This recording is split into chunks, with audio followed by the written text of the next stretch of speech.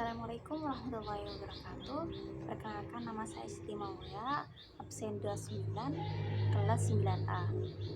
Pada kesempatan video kali ini saya akan mempresentasikan tentang pengolahan makanan dari bahan setengah jadi. Dan apa sih pengolahan makanan dari bahan setengah jadi itu? Mari kita simak videonya.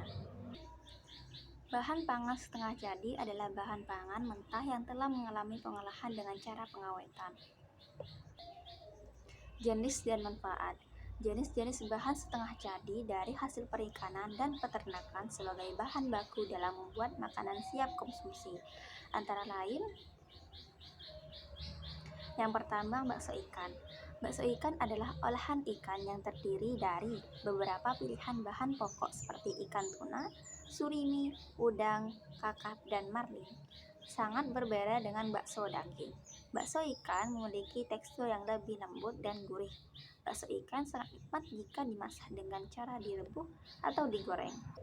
Yang kedua adalah dendeng cumi. Dendeng adalah makanan kering sebagai salah satu produk awetan yang diolah secara tradisional hingga modern dan sangat populer di kalangan masyarakat Indonesia. Selain rasanya gurih dan lezat, dendeng cumi-cumi juga merupakan makanan tradisional yang kaya akan kandungan gizi seperti protein, mineral, kalsium, fosfor, dan zat besi seperti memiliki kelebihan yaitu masa penyimpanannya lebih lama. Yang ketiga adalah terasi udang. Terasi udang atau disebut juga belacan termasuk hasil olahan setengah jadi dari bahan udang jenis udang yang biasa. Digunakan untuk membuat terasi adalah udang rebon atau udang yang berukuran kecil. Terasi berbentuk seperti pasta atau adonan yang berwarna hitam kecoklatan, kadang diberi bahan pewarna merah sehingga ada yang berwarna kemerahan. Produk ini memiliki bau yang sangat tajam. Biasanya terasi digunakan untuk membuat sambal, dapat juga digunakan untuk membuat kerupuk terasi atau sebagai bumbu atau bahan penyedap masakan dalam beberapa resep masakan di Indonesia. Yang keempat adalah tepung rumput laut. Tepung karangan rumput laut ini sangat besar perannya terutama sebagai stabilisator, pengatur keseimbangan, thickener, bahan pengental, gelling agent, pembentuk gel, pengemulsi, dan lain-lain. Sifat ini banyak dimanfaatkan oleh industri makanan, obat-obatan, kosmetik, tekstil, cat, pasta gigi, dan industri lainnya. Yang kelima adalah telur asin. Telur asin adalah makanan yang berbahan dasar telur dengan cara diawetkan melalui cara diasinkan, diberi garam terlebih untuk menonaktifkan enzim perembang. Telur asin yang dinilai berkualitas tinggi memiliki ciri-ciri bagian kuning telur berwarna agak kemerahan kering. Jika digigit tidak mengeluarkan cairan, tidak menimbulkan bau amis dan rasa asin, tidak menyengat, tekstur berminyak. Keenam adalah dendeng daging. Dendeng adalah daging yang dipotong tipis menjadi serpihan yang lemaknya dipangkas dibumbui dengan saus asam asin atau manis dengan dikeringkan dengan api kecil atau diasinkan dan dijemur. Dendeng tidak perlu disimpan di lemari es. Dendeng adalah contoh makanan yang diawetkan dandang, termasuk makanan berbentuk lempengan atau dibuat dengan cara pengaringan.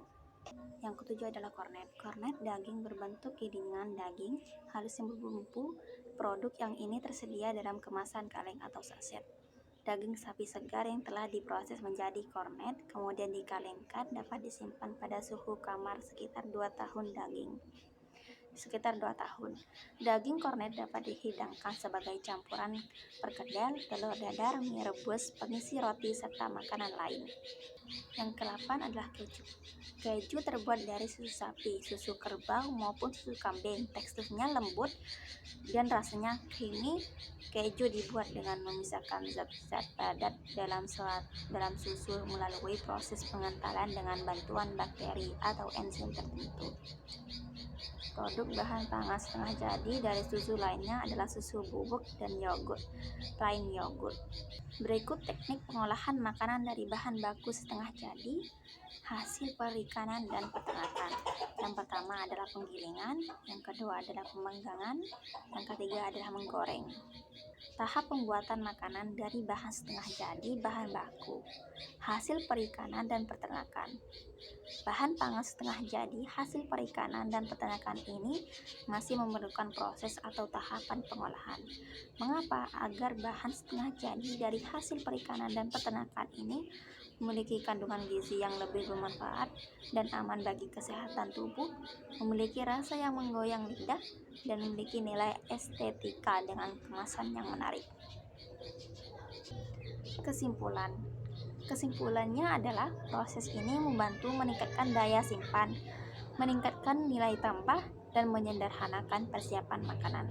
Dengan memperoleh bahan setengah jadi, industri pangan dapat efisien dalam produksi serta menyediakan produk yang lebih praktis dan tahan lama bagi konsumen.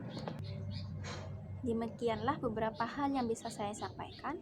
Sebelumnya saya mohon maaf yang sebesar-besarnya apabila dalam penyampaian tadi mungkin ada kesalahan kata atau beberapa pernyataan yang menyinggung hadirin sekalian. Saya ini hanya manusia biasa yang tidak luput dari kesalahan. Sekian presentasi dari saya.